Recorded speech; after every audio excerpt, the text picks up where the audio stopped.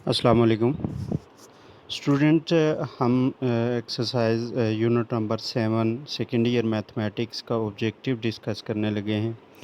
तो यहाँ पर मैं कुछ एमसीक्यूज़ आपके सामने डिस्कस करूँगा, लेकिन इनकी डिटेल इतनी ज़्यादा नहीं होगी। शॉर्ट शॉर्ट आपके सामने रखूँगा ताकि वीडियो लेंथी ना हो और लेकिन आप तक मटेरियल पहुँच जाए। उम्मीद करता हूँ कि ये आपके लिए फ़ायदेमंद होगी। इसको अच्छे तरीके से प्रिपेयर करें और इसके रिलेटेड जितने भी एमसीक्यूज़ आपको कहीं और से मिल सकते हैं तो इन्हीं टेक्निक्स को, इन्हीं मेथड्स को यूज़ करते हुए आप सॉल्व करें। हमारा पहला एमसीक्यू है अ वेक्टर विद मैग्नीट्यूड 1। तो किसी भी वेक्टर का मैग्नीट्यूड अगर 1 हो तो वो यूनिट वेक्टर के तौर पर रिप्रेजेंट होता है। तो यहाँ पे ये यूनिट वेक्टर के तौर पे आ जाएगा। मैग्नीट्यूड ऑफ अ वेक्टर, किसी भी वेक्टर का जो मैग्नीट्यूड होता है उसमें आई, जे और के साथ जो एलिमेंट्स लिखे होते हैं उनका स्क्वायर लेके, सम लेके उसका रूट ले लेते हैं। मतलब ये कि A square plus B square plus C square और फिर इन सब के सम का स्क्वायर रूट ले लेंगे। If alpha beta are the direction cosines of a vector then cos square alpha plus cos square beta plus cos square gamma, ये एक result है। तो इन तीनों एंगल्स का जो सम है वो 1 के बराबर होता है। उसके बाद ये आई डॉट जे, तो स्टूडेंट ये ऑलरेडी क्लास में भी डिस्कशन हुई है कि जो डॉट प्रोडक्ट होती है वो डिफरेंट जो टर्म्स होती हैं वेक्टर्स की, उनकी डॉट प्रोडक्ट ज़ीरो होती है। और जो सिमिलर होती हैं जैसे आई डॉट आई और इसी तरह जे डॉट जे और इसी तरह के डॉट के, इन ये जो प्रोडक्ट्स हैं इन सब का रिज़ल्ट 1 के बराबर आता है। बाकी जो डिफरेंट प्रोडक्ट्स होती हैं डॉट प्रोडक्ट्स वो ज़ीरो हो जाती हैं। जैसे आई डॉट जे है, जे डॉट के है, इस तरह की जो टर्म्स आएंगी वो a physical quantity that can be specified by a number along with unit, कि कोई भी एक जो फिज़िकल क्वांटिटी है जिसमें एक नंबर के साथ उसको यूनिट के साथ रिप्रेजेंट किया जाए तो वो स्केलर क्वांटिटी होती है। क्योंकि यहाँ पे अगर डायरेक्शन का भी और उसके साथ उसकी जो है ना क्वांटिटी का भी ज़िक्र होता तो फिर हमारे पास वो स्केलर क्वांटिटी और वेक्टर में डिफरेंस ये आ जाता है कि वेक्टर क्वांटिटी में हमें डायरेक्शन के साथ साथ उसका मैग्नीट्यूड भी चाहिए होता है। नेक्स्ट हमारे पास एमसीक्यूज़ है कि if the vector u and v are the perpendiculars, अगर दो वेक्टर्स परपेंडिकुलर होते हैं तो उनकी जो डॉट प्रोडक्ट होती है वो ज़ीरो के बराबर हो जाती है। उनकी डॉट प्रोडक्ट ज़ीरो के बराबर हो जाएगी। तो अब अगर इनकी डॉट प्रोडक्ट आप लें और उसको ज़ीरो के बराबर शो करें और यहाँ से अगर इसको आप सॉल्व आउट करते हैं तो आपके पास जो आंसर आएगा वो आंसर 4 आ जाएगा। नेक्स्ट क्वेश्चन है कि A and B are perpendicular if, अगर ए और बी परपेंडिकुलर होंगे तो उनकी डॉट प्रोडक्ट ज़ीरो हो जाएगी। नेक्स्ट हमारे पास क्वेश्चन आ जाएगा,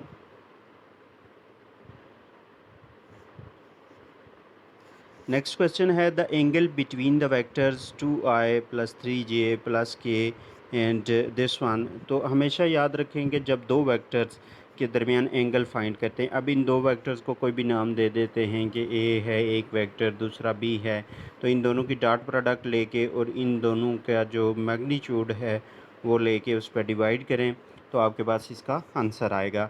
इस क्वेश्चन का जो आंसर आता है वो हमारे पास ये आंसर आ जाता है इसका 90 डिग्री, क्योंकि जब आप इनकी डॉट प्रोडक्ट लेंगे तो वो ज़ीरो हो जाएगी और ज़ीरो डिवाइडेड बाय समथिंग जो भी बनेगा वो ज़ीरो होगा और cos 90 ज़ीरो के बराबर होता है। उसके बाद है projection of A along B. जो projection of A along B होता है वो A dot B over along से मुराद ये कि बी का मॉड, मतलब A dot B over B का मॉड हम डिवाइड करेंगे तो बी ओवर बी का मॉड यूनिट वेक्टर होता है बी का, तो ये यूनिट वेक्टर को रिप्रेजेंट कर रहा है ए डॉट बी का मॉड। उसके बाद स्टूडेंट क्रॉस प्रोडक्ट की बात की गई है, तो क्रॉस प्रोडक्ट में ये फॉर्मेट आपने याद रखना है, आई से जे की तरफ और फिर जे से के की तरफ, ये हमारे पास एक डायरेक्शन चलेगी और फिर के से आई की तरफ। अब ये लिखा हुआ है जे क्रॉस आई, अब यहाँ पे देखें जे से के की तरफ जा रहा है तो जे से के की तरफ जा रहा है, थर्ड वन आई बचता है, तो ये डायरेक्शन सेम फॉलो कर रहा है, इसमें अपोजिट डायरेक्शन नहीं है। अगर उलट होती तो हम नेगेटिव लेते, लेकिन यहाँ पे सेम है डायरेक्शन, तो ये आई के बराबर आ जाएगा। अगर इसकी उलट डायरेक्शन होती, यहाँ पे के क्रॉस जे होता, तो ये डायरेक्शन देखें मैंने एंटी क्लॉकवाइज दी हुई है, और यहाँ पे अगर के क्रॉस जे होती तो वो क्लॉकवाइज डायरेक्शन हो जाती, तो वो उलट होती, जिसकी वजह से हम उसको नेगेटिव में लेते। अब यहाँ पे है next question, J dot K cross I is equal to. इन क्वेश्चंस को सॉल्व करने के लिए आपके पास दो मेथड्स होते हैं। एक तो ये कि ये जो के क्रॉस आई है, इसको आप देखें तो यहाँ से के से आई की तरफ जा रहा है, ये भी डायरेक्शन सेम फॉलो कर रहा है, तो ये जे के बराबर होगा, और जे ऑलरेडी मौजूद है, तो J dot A J similar terms की जो डॉट प्रोडक्ट होती है वो 1 के बराबर होती है। एक तो तरीका ये है।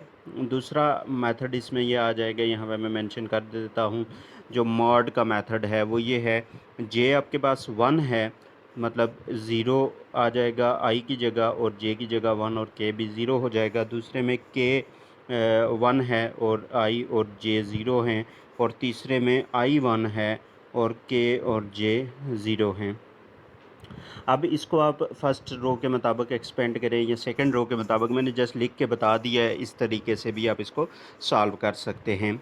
अगर नेक्स्ट हम क्वेश्चन को देखेंगे, 2j डॉट 2k क्रॉस आई, तो के क्रॉस आई को अगर हम देखें तो के क्रॉस आई अभी मैंने पिछले क्वेश्चन में डिस्कस किया था, वो जे हो जाएगा, और 2j डॉट 2j ये 4 हमारे पास इसका रिज़ल्ट आ जाएगा। लेकिन आप इस मॉड वाले मेथड को ज़हन में रखें और उसके मुताबिक इसको सॉल्व करें। मैं फिर से एक बार इसको मेंशन किए देता हूँ और इसी मेथड से सॉल्व कर देता हूँ। आई और यहाँ पे जे और फिर यहाँ पे के, तो आई क्रॉस के ये रिवर्स में जा रहा है, इधर जा रहा है, तो आई क्रॉस के माइनस जे के बराबर हो जाएगा, और माइनस जे क्रॉस जे ये ज़ीरो हो जाएगा। इसका रिज़ल्ट हमारे पास ज़ीरो आ जाएगा, तो इसलिए इसका सारा आंसर ज़ीरो बन जाएगा। उसके बाद नेक्स्ट वन क्वेश्चन है,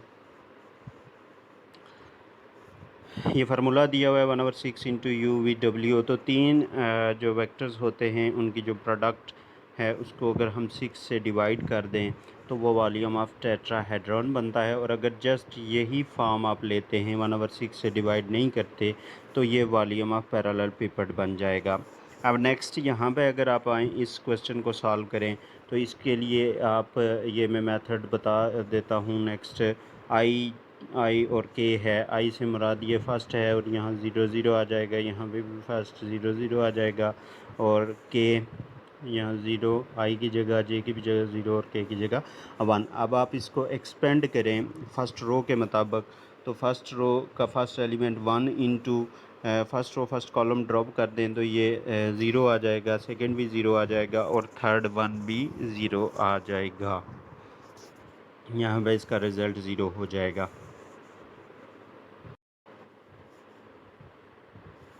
उसके बाद नेक्स्ट क्वेश्चन कुछ फार्मूलाज दिए हुए हैं कि वर्क डन का फार्मूला तो ये आफ्टर डी होता है, और उसके बाद vector triple product A cross B cross C से रिप्रेजेंट की जाएगी।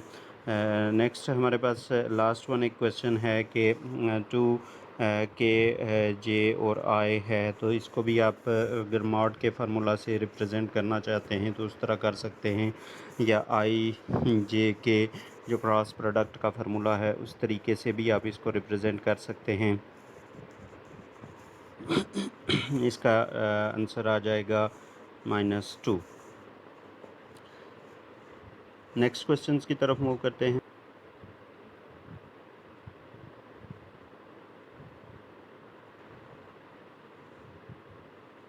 स्टूडेंट नेक्स्ट क्वेश्चन भी सिमिलर हैं कि आई में फिर से वो फॉर्मेट बना देता हूँ, आई और फिर जे और फिर उसके बाद यहाँ पे के आ जाएगा, और ये आपके पास है तो के क्रॉस जे, जो हमारे पास के क्रॉस जे बनेगा, यहाँ पे आप देख सकते हैं के पहले आ रहा है और जे बाद में, तो ये जो एरो की डायरेक्शन मैंने दी है उसका उलट चल रहा है। बराबर तो आई के आएगा लेकिन नेगेटिव ऑफ आई के बराबर आ जाएगा। उसके बाद आगे प्रोजेक्शन ऑफ ए और बी, दो वेक्टर्स दिए हुए हैं, तो projection of A along B, ये मैं ऑलरेडी फार्मूला दे चुका हूँ कि इनकी दोनों की डॉट प्रोडक्ट ओवर बी है अलोंग के बाद तो बी के मॉड को डिवाइड कर दें। अब अगर इसको आप सॉल्व करते हैं तो इसका ए वाला आंसर आ जाएगा non zero vectors A and B are parallel. कोई भी दो वेक्टर्स परपेंडिकुलर तब होते हैं जब उनकी डॉट प्रोडक्ट ज़ीरो हो, और पैरेलल तब होते हैं जब उनकी क्रॉस प्रोडक्ट ज़ीरो हो। If any two vectors of scalar product are equal then its value is. अगर कोई भी दो वेक्टर्स जो हैं उनकी स्केलर प्रोडक्ट इक्वल होगी, तब ही उनकी जो है ना स्केलर प्रोडक्ट इक्वल हो सकती है, जब उनकी वैल्यू जो होगी वो बराबर आ जाएगी ज़ीरो के।